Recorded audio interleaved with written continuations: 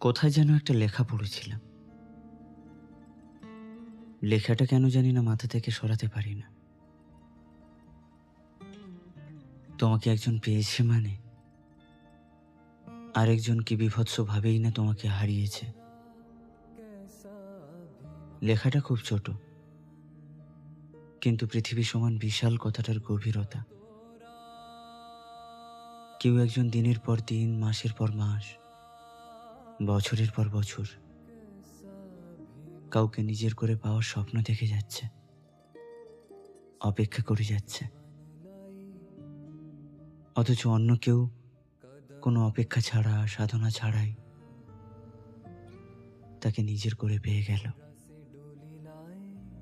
সে জানেও না সে যাকে নিজের করে পেল তাকে পেতে একজন কত শত দিন ধরে ক্ষুধার্ত ভিক্ষুক